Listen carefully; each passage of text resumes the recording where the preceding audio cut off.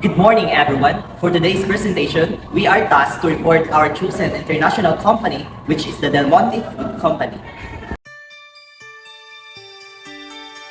The Del Monte brand is a global brand among the world's most admired brands. It started out its pineapple plantation in Hawaii over 100 years ago, but in 1929, the fields were ravaged by disease. So the Del Monte people then searched around the world and they found a home in Bukidnon, where today we have the largest, most integrated pineapple plantation in the world. Quality has always been in part of the Del Monte brand, even from the start. Even on our logo, you would notice there's this quality. Our entire agro-industrial complex is sariling atin. We prepare the land, we plant the seeds, we take care of the fruits, and then we harvest 1.5 million fruits a day, all fresh and sweet. We have the unwavering support of thousands of employees, our service providers, business partners, and host communities. And for this, we're grateful. Nipili ko nga magtrabaho diri sa Del Monte kay sa akong nakitaan o naobserbahan sugod sa gagmay kami nga kini ang Del Monte mao ay lig-on nga tinubdan sa panginabuhi di naghatag sila og regular nga trabaho sa insakto nga sweldo o benepisyo. Garbo pod nako nga motrabaho gyud ko sa isa kana ilang nga brand sa tibuok kalibutan tumikan sa kalidad sa ilang produkto. Maraming natulong ang Del Monte, especially the community and also for the economics in this area. Ganun kahalaga yung Del Monte sa buhay namin. First is, over the pandemic, people adopted e-commerce faster than we thought. It was a perfect way for us to actually start communicating the products that we had. As you know, in Del Monte, we had that word quality. In everything that we do, we ensure that the quality is actually shared across all people, whether it might be our workers or even our shoppers and our customers. At the start of it, we did not know how to go about it, but eventually, as we churned out more live events with the support of TikTok, they have been very wonderful throughout this journey that we had. I think for TikTok Shop, how it's working for us is a heritage brand like Del Monte is we're always trying to find newer ways to use our product. Our tomato sauces, even the fruits that we sell, we try to incorporate that in a more exciting way, how you can use it in your dishes. And I think that's something new that we're trying to put into TikTok Shop, especially with the short videos that we create and the live selling. We want to excite the shoppers to be able to use our products in a different way. So as we all know, Del Monte is a heritage brand in the Philippines. And it's very important to us to be able to reach newer audiences who can consume our product and who can also enjoy our product. So TikTok Shop with live selling really helps us do that. It helps us build trust among our new audiences and especially our audiences who love our products. TikTok Shop live selling allowed us to connect further and it breaks down the barrier between the screen and the audiences because traditionally they just watch and consume the content. But with live selling, it allows us to talk to them, to really get what they're feeling, to interact with them, and to get to know what they like about the product or what they are excited about the product. I think sariling atin really captures what the company is about. Being in the Philippines for 98 years says a lot about the company.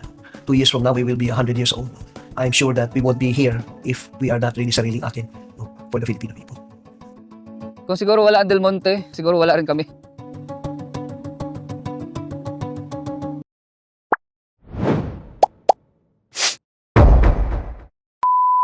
External environment factors. First is the economic environment. Commodity price swings. The selling prices of bananas, pineapples, and melons change a lot because of weather, harvest results, and market demand. Even small changes can mean big profits or big losses for Del Monte since they sell in huge amounts worldwide. Rising logistic cost. Delivering products is getting more expensive. In 2023, fuel, refrigerated shipping, and maintenance costs took a large chunk of Del Monte's budget, putting pressure on earnings. Decline in canned goods demand. People now prefer fresh or frozen produce instead of canned. This has slowly reduced sales in Del Monte's US division and was one reason it struggled financially. Second factor is the political and legal environment. Human rights and labor issues in Kenya. Reports of poor treatment and even deaths of workers in Kenya hurt Del Monte's reputation and can make retailers or buyers avoid their products. Geopolitical tensions and supply chain disruptions. Wars and political problems in other countries raise transportation costs, block trade routes, and risk spoilage for products that need quick delivery. The third factor is the socio-cultural environment. Consumer preferences trends. More shoppers are looking for healthier, organic, and responsibly grown produce, giving Del Monte a good position in this growing market. Health transparency. Del Monte prints QR codes on most of its fresh produce so buyers can scan them to see where and how the food was grown and handled. The fourth factor is the competition environment. Highly competitive fresh produce market. Many companies fight for the same customers, often lowering prices to win sales, which can reduce profits. Supply chain vulnerabilities. Natural disasters, political issues, or local troubles in supplier countries can delay deliveries and increase expenses. consumer preferences, and undercutting canned goods. Younger generations are moving away from canned goods, preferring fresh, gourmet-style produce, which affects the Del Monte sales. And the last factor is the technological environment. Sustainability and energy efficiency. Del Monte uses solar panels, energy-efficient equipment, and waste-to-energy system to save cost and reduce environmental harm. Innovations in processing and packaging. And Del Monte in the Philippines, we use special freezing technology to keep fruits fresh for years, helping with the storage and supply plan.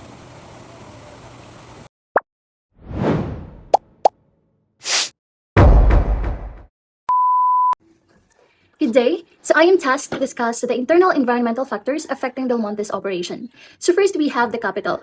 So in global operations, Del Monte Foods relies on financial capital to grow and sustain its operations. So the company has a strong financial base, as indicated by its 2.4 billion pesos in revenue for fiscal year 2024, which supports the company's ability to expand globally and introduce new products. So the impact on operation of the capital is that financial capital enables Del Monte to invest in technological advancements, production capacity, and marketing initiatives. It also allows Del Monte to overcome operational challenges by funding its expansion plans and improving production facilities. So second, we have the raw materials. So in global operations, Del Monte's operation depend heavily on raw materials like fruits, vegetables, and other agricultural products. So these materials are essential for Del Monte's production processes, and their availability directly impacts the company's ability to produce goods. So the impact on operations of raw materials is that Del Monte sources raw materials globally, and disruptions in supply chains, such as those caused by weather conditions or farming inefficiencies, can affect production timeline. So for example, challenges like weather disruptions in the Philippines in fiscal year 2024 influenced the availability of pineapple and other products, impacting supply. So the company continues to invest in sustainable sourcing and works closely with local farmers to ensure high quality inputs for its products. And the third one, we have the people or the personnel. So in global operations, Del Monte's workforce plays a crucial role in company's ability to manage operations across diverse international markets. So as the company grows, its personnel needs evolve, requiring expertise in social in as the company grows, its personnel needs evolved, requiring expertise in supply chain management, marketing, and customer service. So the impact on operation is that the effectiveness of Del Monte's operation is tied to the skills and performance of the employees. So the company invests in employee training programs, focusing on areas such as digital marketing, sustainability, and efficiency to align with its global business needs. And the third one, we have finance. So in global operations, the financial position of Del Monte allows it to fund global operations, invest in market expansion, and maintain its competitive edge. So while the company faced a net loss of 115.8 million pesos in fiscal year 2024, it remains financially stable, enabling it to continue investing in strategic projects. So the impact on operations of finance is that Del Monte's financial decisions impact its ability to manage costs, fund expansion, and invest in sustainability initiatives. The company has directed 60 million pesos towards production upgrades and facility expansion to support its operations in key global markets. And the fifth one, we have the production. So in global operations, Del Monte operates production facilities in several regions, which allow it to meet the growing demand for its products. So the company reported 41.68 billion pesos in segment assets from its production units in fiscal year 2024, reflecting the importance of its production capabilities. And the impact on operation is that Del Monte continuously invests in automation and energy-efficient production systems to improve efficiency and reduce costs. The company also focuses on sustainable production processes to minimize its environmental footprint and meet the demand for eco-friendly products. And last one, we have the marketing. So in global operations, Del Monte uses tailored marketing strategies to meet the preferences of a regional consumer bases. Like in fiscal year 2024, Del Monte achieved 34% of its revenue from its convenience cooking and dessert segment, showing the success of its targeted marketing efforts. And the impact on operations of marketing is that Del Monte's marketing strategies focus on health-conscious consumers and promote the sustainability of its products. So the company's digital marketing initiatives in 2024 aim to connect with younger, health-conscious consumers, particularly through social media platforms. And that's it for my report on the internal environmental factors affecting Del Monte's operations.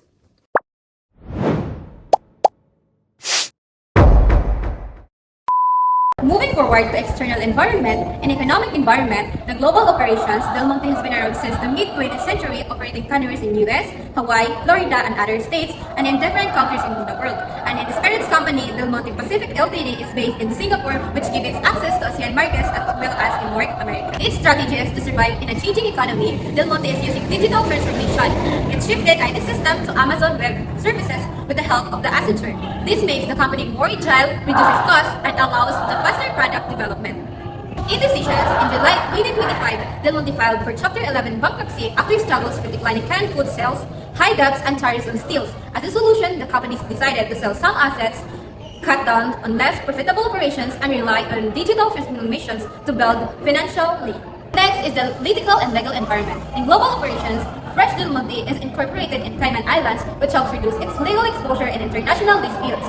Its U.S. headquarters is located in Coral Gables, Florida. It also operates in Kenya, Mexico, and other countries, which sometimes creates legal challenges related to labor rights and sustainability claims. Its strategies is to manage political legal risk. Del Monte uses offshore incorporation, licensing agreements, and in strong corporate governance. For example, registering in the Cayman Island shelves is from some lawsuits, while licensing agreements ensure how the brand is used in different regions. In decisions, when Fresh Del Monte was sued in Kenya over violence linked to its farm, it argued case should be handled in Cayman Island courts instead of Kenya. Meanwhile, Del Monte Foods in the US under Chapter 11 protection, which allows to negotiate with creditors, continue operations, and plan its restructuring under court supervision. Next, the socio-cultural environment. In global operations, Del Monte operates in many countries with diverse social and cultural expectations. In some areas, it faces criticism about the practices for sustainability, while in others, it is praised for providing jobs and affordable foods. Its strategies focuses on regenerative agriculture, biodiversity, and sustainable land use, for emphasizes eco-friendly packaging, reducing food waste, and sourcing ingredients ethically. For example, switching to recyclable packaging helps appeal to eco-conscious customers. Decisions, Fresh committed to planting 2.1 million trees by 2025 and supporting communities' conservation programs. Foods, on the other hand, started publishing ESG, which is environmental and social governance, reports to show transparency and gain customer trust, especially during its financial restructuring.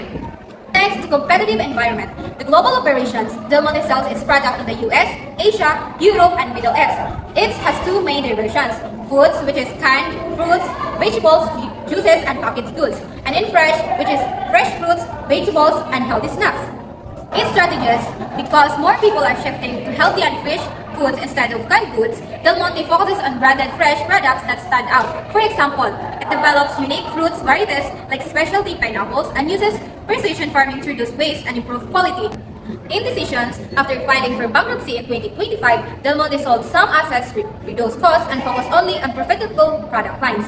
It also invested in innovations such as developing new fruit varieties and adapting farming technology, while making stronger commitments to sustainable, like lowering water use and reducing its carbon footprints to stay competitive against rivals. Lastly, the technological environment. In global operations, Del Monte uses advanced agricultural technologies worldwide, including remote sensing to monitor crops, digital topography to analyze land, soil microbiome analysis to remote soil health, hydroponics to growing plants without soil, and solarization using solar power for pest control. It also invests in sustainable transport systems such as energy-efficient ships and cold chain logistics and optimized tracking routes. Its strategies, the main strategy is to use technology to increase productivity while protecting the environment. For example, blockchain-based traceability system allows customers to track where their food comes from, and precision farming ensures less waste and high-quality produce. And in decisions, Del Monte continues to expand its use of agritech and sustainable logistics worldwide. For instance, adopting fuel-efficient ships, reduce transport costs, and lower carbon emissions. This decision helped the company become more competitive while meeting global sustainability standards.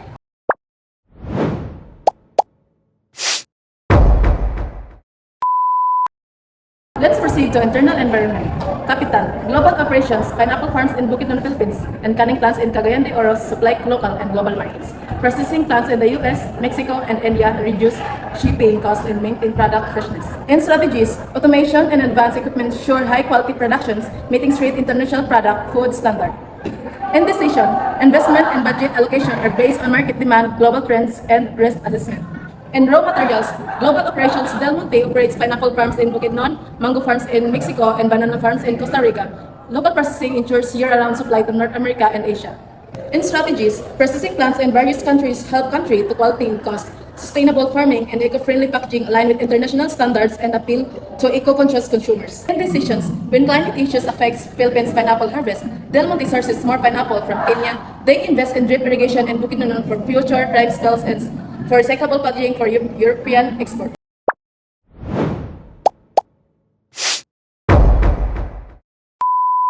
In production, global operations, Del Monte runs large pineapple plantations in the Philippines and has processing plants in Asia, the US, and other regions to supply both local and international markets. In strategies, they use vertical integration, meaning they control farming, processing, and packaging to keep costs low, maintain quality, and ensure a steady supply of products. Their key decisions include where to locate production, facilities, and how to improve efficiency through technology, and how to apply sustainable practices to meet global standards. In marketing global operations, Del Monte operates in different countries by selling a wide range of food and beverage products, adjusting flavor and packaging to the fit of preferences of each market. Their strategy focuses on promoting health, wellness, and freshness while also using brand reputation and innovation to reach both local and international customers. Their key decisions include choosing the right distribution channels, retail, supermarkets, online platforms, setting affordable pricing in a competitive market, and designing promotion that high healthy living.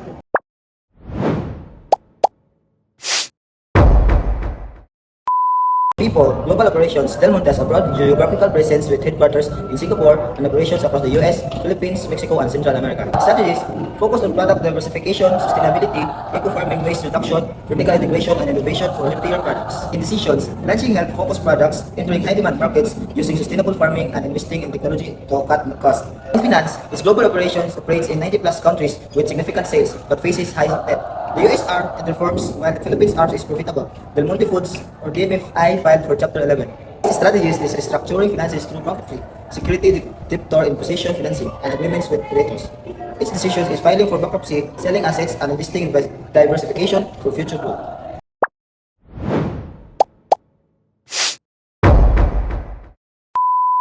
Last but not the least, we have the drivers of globalization. First, we have the economic drivers. In market costs, Fresh Del Monte is among the world's leading vertically integrated producers, marketers, and distributors of fresh produce, offering a wide product portfolio that includes pineapple, banana, fresh cuts, produce, and juices. So for example, if Del Monte wants to sell a new golden sweet pineapple in Southeast Asia, then they have already a big pineapple farms in Bukidnon, Philippines, and a canning plant nearby. This means they don't have to spend extra money building new farms or factories.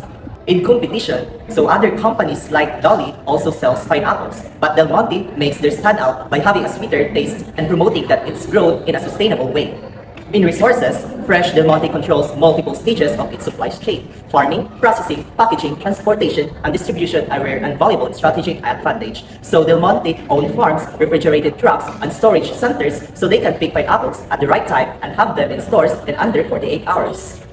In political driver, government legal liberation such as lowering trade barriers, simplifying import and export rules, and allowing more foreign investment helps Del Monte expand its international business. For example, when a country reduces tariffs on agricultural imports, Del Monte can ship its pineapples, bananas, and process of goods at lower costs. This makes their products more affordable and competitive in the market.